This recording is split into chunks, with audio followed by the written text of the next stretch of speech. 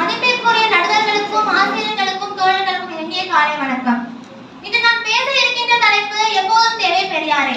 பெரியார் என்பது ஒரு பெயர் அல்ல, அது ஒரு புரட்சி, அது ஒரு சிந்தனை, அது ஒரு வழிகாட்டு மொழி. பெரியார்னா யாருங்க?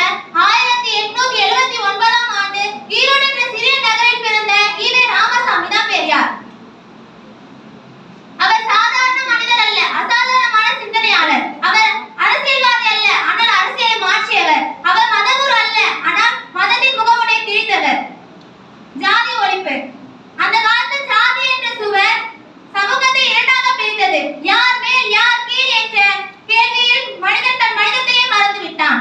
அப்பொழுது பெரியார் சொன்னார், மனிதனை பிறப்பு உயர்வாக்காது, அவருடைய சிந்தனையிலும் பண்பும் தான் உயர்வாக்கும் என்று கூறினார். கோயில் கதவுகள் சிலருக்கே திறந்திருந்தன, ஆனால் பெரியார் அதை எல்லோருக்கும் சமமானது என்று ஆக்கினார். பாலி பூஜை மூடநம்பிக்கை எல்லாம் அவருடைய சிந்தனையில் சிதறியது. பெரியார் ஜாதி ஒழிப்பு இயக்கம் நடத்திய போது எத்தனை எதிர்ப்புகள் வந்தன தெரியுமா? ஆனால் அவருடைய நம்பிக்கை ஒன்றே ஒன்றுதான், நியாயம் என் பக்கம், பெண் உரிமை. பெரியார் காலத்துல பெண்கள் எல்லாம் அடிமையாக இருந்தாங்க. பெண்களுக்கு கல்வி இல்ல, உரிமை இல்ல, ஏன் சுயமரியாதை கூட இல்ல.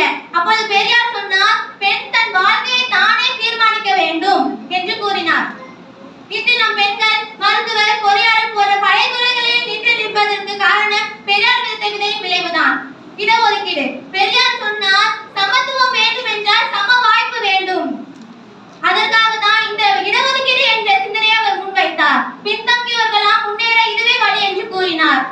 இன்று அரசு அலுவலகங்களிலும் கல்லூரிகளிலும் தாழ்த்தப்பட்டவர்கள் கல்வி பெற்று உயர்வதற்கு காரணம் பெரியார் விதைத்த விதையின் விளைவுதான். பெரியாரின் சிந்தனை இன்றும் ஏன் தேவை? இன்று 21ஆம் நூற்றாண்டிலும் இன்னும் நம் ஜாதி, மதம், பாலினம் என்ற பெயர்களில் பிரிவுகளை காண்கிறோம். பெண்களுக்கு கல்வி சமமின்மை, வேலைவாய்ப்பு வேறுபாடு இவையெல்லாம் இன்னும் நம்மை துரத்துகின்றன. ஆனால் இதற்கு பெரியாருடைய சிந்தனையும் அவருடைய செயல்பாடும் இன்றும் நமக்கு தேவையாக இருக்கிறது. பெரியார் ஒரு கனவு கண்டார், மனிதன் மனிதனாக வாழும் சமூகம். அந்த சிந்தனை, அந்த கனவின் விலை இன்னும் முளைக்கிறது.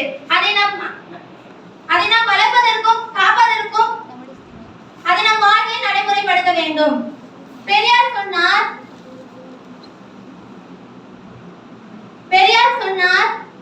நீ சிந்திக்கிறாய் என்றால் நீ மனிதன். அந்த சிந்தனையை நம் வாழ்க்கையை நடைமுறைப்படுத்த வேண்டும். அவருடைய சிந்தனை நாம் எப்போதும் நமக்கு வழிகாட்டும்.